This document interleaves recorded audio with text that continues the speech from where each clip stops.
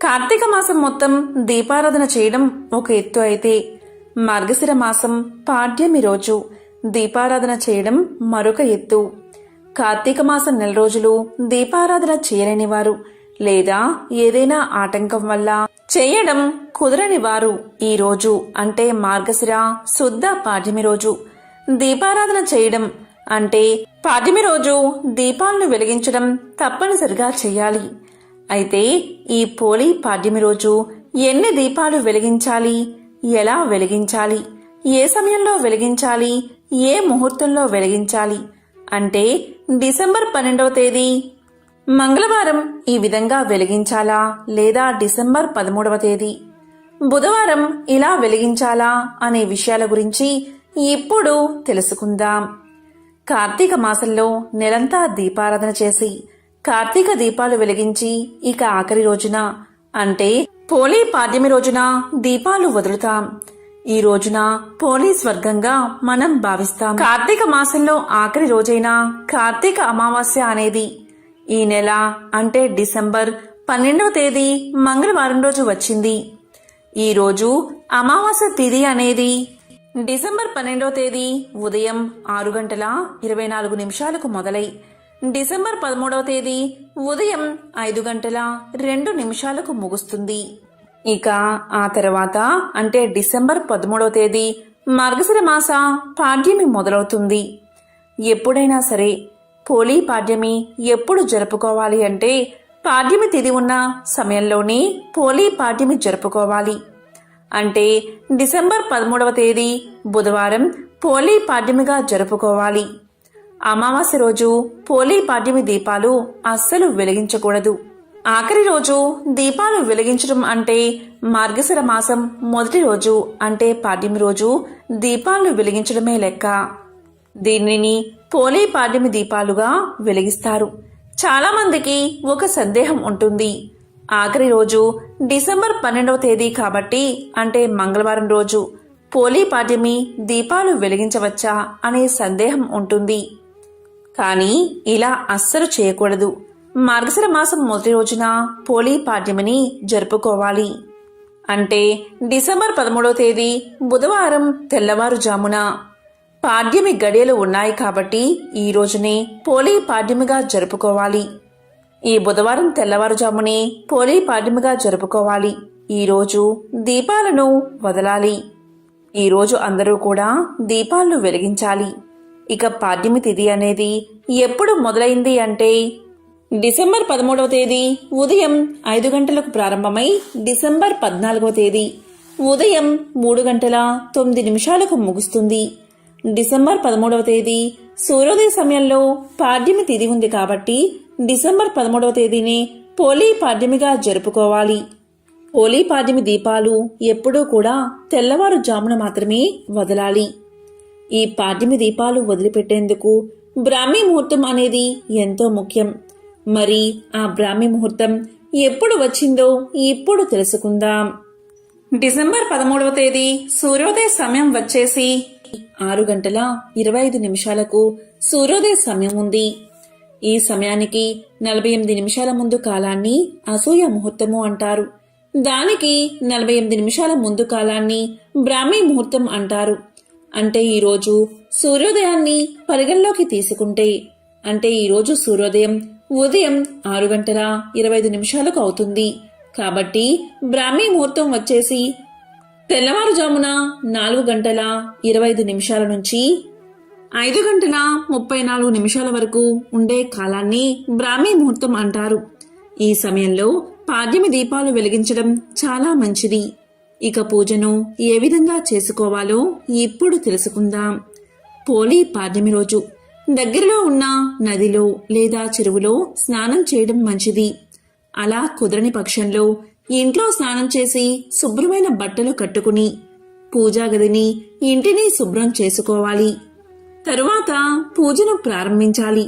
అందుకు పూజ చేసే ప్రదేశంలో పసుపు నీళ్లతో శుభ్రం చేసుకుని దానిపై పసుపు కుంకుమ అక్షింతలతో అలంకరణ చేసుకోవాలి. ముందుగా పసుపు గణపతిని సిద్ధం చేసుకోవాలి. తరువాత దీపారాధన చేయాలి. దీపారాధనని ఎప్పుడైనా సరే ఏకహారతితో కాని అగరవతితో కాని వెలిగించాలి. ఇక వినాయకుడిని ఆవాహన చేసి పూజ చేసి ధూపం దీపం చూపించిన తర్వాత బెల్లాన్ని నైవేద్యంగా సమర్పించి దామోదర ప్రతిమను చేసుకుని దాన్ని తమలపాకుపై పెట్టి ఆ తమలపాకును పద్మంపై పెట్టాలి. కార్తీక దామోదరుడికి ఉపచారాలు చేసి పూజించి ధూపం చూపించాలి. తరువాత దీపాన్ని కూడా చూపించాలి. నైవేద్యంగా చలిమిడి, వడపప్పు, పానకం తప్పనిసరిగా పెట్టాలి. అదేవిధంగా అందుబాటులో ఉన్న పళ్లను నైవేద్యంగా సమర్పించాలి. నైవేద్యం సమర్పించిన తర్వాత తాంబూలం కూడా సమర్పించి కర్పూర హారతి ఇవ్వాలి. ఈ విధంగా పూజను నదీ సమీపంలో కాని ఇంట్లో కాని పూజా మందిరంలో కాని తులసికోట ముందు కాని చేయాలి.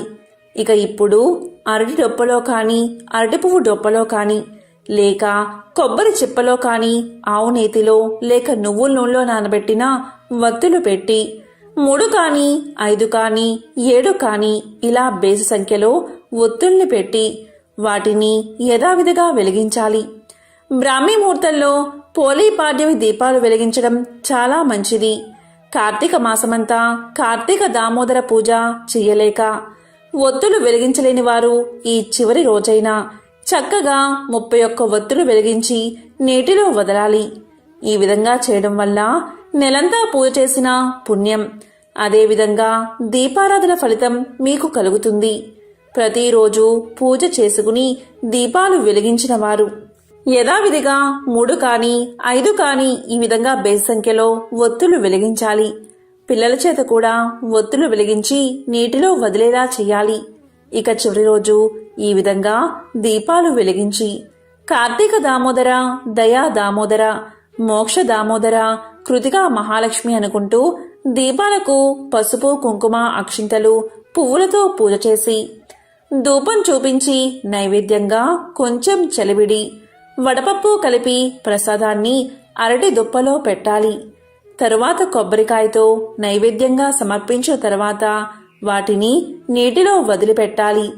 నీటిలో వదిలాక 3 సార్లు చేతితో నీటిని తొయ్యాలి. అంటే పోలీని స్వర్గానికి పంపిస్తున్నామని నీటిని తొయ్యాలి. ఆ తర్వాత పోలీని ఈ విధంగా ప్రార్థించాలి. అమ్మా, పసుపు కుంకుమ నువ్వు తీసుకుని మాకు సౌభాగ్యాన్ని ప్రసాదించు. అలాగే చలివిడి వడపప్పు నువ్వు తీసుకుని మా కడుపు చల్లదనాన్ని ప్రసాదించు తల్లి అని వేడుకోవాలి. ఎవరైనా కార్తీక పౌర్ణమి రోజు 365 ఒత్తులు వెలిగించడం కుదరకపోతే ఈ రోజు అంటే మార్గశిర పాడ్యమి పోలీ పాడ్యమి రోజు 365 ఒత్తుల దీపాన్ని వెలిగించవచ్చు. ఈ విధంగా దీపాలు వెలిగించాక చక్కగా పూజ చేసిన దగ్గర కూర్చుని పోలీ పాడ్యమి కథ తప్పనిసరిగా వినాలి. ఆ కథ విని అక్షింతలు తలపై వేసుకోవాలి. మీతో పాటు మీ కుటుంబ సభ్యుల తల మీద కూడా అక్షింతలు వెయ్యాలి. కార్తీక దామోదర పూజ పూర్తయ్యాక మంత్ర పుష్పం చెప్పి తరువాత ఆత్మ ప్రదక్షిణ చేసి అక్షింతలు పువ్వులు ప్రసాదంగా స్వీకరించాలి. తరువాత అక్షింతలను చేతిలో పట్టుకుని నీటిలో వదులుతూ ఏ తత్ఫలం కృష్ణార్పణ మస్తు అంటూ ఆ నీటితో పాటు అక్షింతలను కూడా వదిలేయాలి. కథ విన్నాక తప్పనిసరిగా ప్రతి ముత్తైదువు చేయవలసిన పని ఏంటి అంటే కనీసం 2 ముత్తైదువులకు పసుపు కుంకుమ పళ్ళు వక్క దక్షిణ పెట్టి తాంబూలం ఇవ్వాలి. మీకు స్తోమత ఉంటే జాకెట్ ముక్కను కూడా అందులో పెట్టవచ్చు. అదేవిధంగా ఒక సద్బ్రాహ్మణుడికి స్వయంపాకం దానమివ్వాలి. కార్తీక దామోదరుడి పేరు చెప్పి స్వయంపాక దానమివ్వాలి. ఈ విధంగా పోలీ పాడ్యమి పూజను బ్రాహ్మీ ముహూర్తంలో ముగించుకుని నీటిలో దీపాలను వదిలి పోలీని స్వర్గానికి పంపాలి. భక్తి శ్రద్ధలతో ఈ పూజ చేస్తే సకల శుభాలు కలుగుతాయి. ఇక విన్నంతనే సకల శుభాలను కలిగించే పోలీ పాడ్యమి కథను ఇప్పుడు తెలుసుకుందాం. పూర్వకాలంలో ఆంధ్రదేశంలో పవిత్ర కృష్ణానదీ తీరంలో బాదరా అనే గ్రామముంది. ఆ గ్రామంలో నివసించే వారందరూ సంపన్నులే. పాడి పంటలు భోగభాగ్యాలతో సుఖసంతోషాలతో ఉండేవారు. ఆ గ్రామంలో పోతడు అనే పేరుగల చాకలి ఉండేవాడు. అతని భార్య మాలి. ఆమె క్రూర స్వభావం కలది. గయ్యాలి అని అందరూ పిలిచేవారు. వీరికి 4 కుమారులు ఉన్నారు. ఆ దంపతులు నలుగురు కుమారులకి వివాహం చేశారు. మొదటి ముగ్గురు కోడళ్ళు తమ అత్తగారి వలె స్వభావం కలిగినవారు. నాలుగో కోడలు పోలి మాత్రం ఎంతో మంచిది, భర్తను బాగా చూసుకునేది. ఇక పోతడు తన చిన్న కోడలైన పోలిని తన భార్య మరియు మిగిలిన కోడళ్ళు దూషించడం, బాధించడం గమనించి ఏమీ చేయలేక ఊరుకున్నాడు.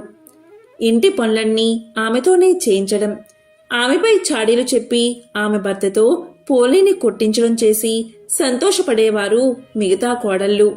అలాగే అత్తగారు ఈ విధంగా బాధిస్తున్నా కూడా పోలి మాత్రం శాంతంగా ఉండేది, దైవ భక్తితో జీవించేది. ఇలా ఉండగా కార్తీక మాసం వచ్చింది. గ్రామంలోని వారందరూ కార్తీక మాస స్నానాలు చేయడానికి కృష్ణానదికి పోతున్నారు. నదిలో స్నానం చేసి తీరమున దీపాలను వెలిగిస్తూ పూజలు చేస్తున్నారు. ఊళ్ళో జనమంతా ఇలా వెళ్తుండే పోలి అత్త ఆమె ముగ్గురు కోడళ్ళు పోలిని ఇంటి వద్ద ఉంచి నదీ స్నానానికి పోయారు. ఇంటి పనిని బాధ్యతను పోలికి అప్పగించారు. నదీ స్నానానికి పోయినప్పుడు భక్తితో చేయకుండా పోలి ఇంటి వద్ద పాలను తాగేస్తుందేమో, పెరుగు వెన్న తినేస్తుందేమో, లేదా వాటిని అమ్ముకుని సొమ్ము చేసుకుంటుందేమో అని మనసులో అనుకుంటూ పోలిని తిట్టుకుంటూ భక్తి లేక పేరుకు చేశాములే అనే భావనతో దాన్ని ఆచరిస్తున్నారు. ఈ విధంగా కార్తీక మాసం మొత్తం గడిపారు. ఇక చివరిగా ఉద్వాసనకు మార్గశిర శుద్ధ పాడ్యమి రోజు సందర్భంగా కృష్ణానది తీరానికి చేరారు. ఇక పోలి ఆ రోజు ఏమీ చేయలేక ఇంటి బాధ్యతలను ఇంటి పనులను చేస్తూ ఇంటిలో ఉన్న దైవంతో మనసులో ఇలా అనుకుంటుంది: జనార్దన, రక్షక, గోవింద, దీన బాంధవ, దీన బంధు, నేనేమి చేయగలను? నేను అసక్తురాలని. నా అత్త తోటికోడళ్ళు నన్ను విడిచి స్నానం దీపారాధన చేస్తున్నారు. వారిలాగా నాకు కూడా పుణ్యాన్ని సంపాదించాలని, భగవంతుణ్ణి పూజించాలని కోరిక ఉంది. పవిత్ర నదీ స్నానం నేను చెయ్యలేదు. దీపారాధన, దైవారాధన, పురాణ శ్రవణం వినలేదు. నా గతి ఏమవుతుందో అని బాధపడింది. ఇక భగవంతుణ్ణి మనసులోనే ధ్యానించుకుంటూ హోలీ ఇంటిలో కుండలో ఉన్న నీటితో స్నానం చేసింది. చిరిగిన వస్త్రం ధరించిన ఆమె తన చీర కొంగు అంచును చింపి ఒత్తిగా చేసింది. దాన్ని ఒక పాత్రలో ఉంచి కొద్దిపాటి వెన్నను తీసి ఆ పాత్రలో ఉంచి స్వామి పుండరీకాక్ష గోవింద అని దీపాన్ని వెలిగించి, గోవింద, నేను ఆసక్తురాలని, నాపై అనుగ్రహాన్ని చూపించు తండ్రి అని ప్రార్థించింది. నిస్వార్థమైన భక్తితో వెలిగించిన దీపము కాంతి వైకుంఠంలో ఉన్న శ్రీ మహావిష్ణువును తాకింది. అది గమనించిన శ్రీ మహావిష్ణువు ద్వారపాలకుడైన సుశీలుణ్ణి పిలిచి, ద్వారపాలక సుశీల, నా మహాభక్తురాలైన పోలిని వెంటనే సజీవంగా బంగారు విమానం ఎక్కించి తీసుకురా అని ఆజ్ఞాపించాడు.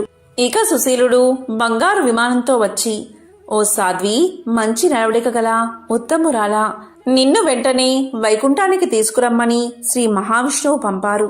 నీవు వెంటనే ఈ విమానం ఎక్కువని ఆమెను బంగారు విమానం ఎక్కించాడు. ఇక అప్పుడే వ్రతానికి ఉద్వాసన పలికి పోలి అత్త మిగిలిన తోటికోడళ్ళు ఇంటికి వచ్చారు. జరిగిందంతా వారు చూస్తూ ఆశ్చర్యపోయారు. వైకుంఠానికి మేము కూడా వస్తామని అత్త పోలి పాదాలు పట్టుకుంది. ఇలా ముగ్గురు తోటికోడళ్ళు వరుసగా ఒకరి పాదాలు మరొకరు పట్టుకున్నారు. ఇక బంగారు విమానం నడిపే సుశీలుడు వాళ్ళని చూసి వాళ్ళు పోలిని పెట్టిన బాధలను గుర్తుకు తెచ్చుకున్నాడు. వాళ్లతో ఇలా పలికాడు: మీరు పోలిని అనేక విధాలుగా బాధించారు. మీరు దుష్టులు. మీరు మనసు లగ్నం చెయ్యక పోలిని తిడుతూ నదీ స్నానం, దీపారాధన, పూజ, పురాణ శ్రవణం చేశారు. అలా మనసు లగ్నం చేయని పూజ వృద్ధం కాబట్టి మీరు వైకుంఠానికి రావలసిన వారు కాదు.